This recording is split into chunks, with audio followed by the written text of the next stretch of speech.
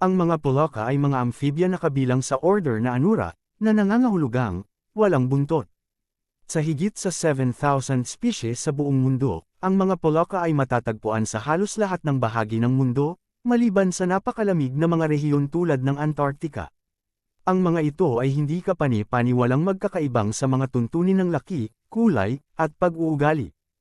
Ang mga poloka ay umangkop sa isang semi-aquatic na pamumuhay, karaniwang naninirahan malapit sa mga anyong tubig tabang gaya ng mga lawa, at ilog. Kilala sila sa kanilang natatanging proseso ng reproduktibo. Ang mga poloka ay nangangitlag sa tubig, at ang mga itlog na ito ay napisa sa mga tadpoles, na may mga hasang para sa paghinga sa ilalim ng tubig.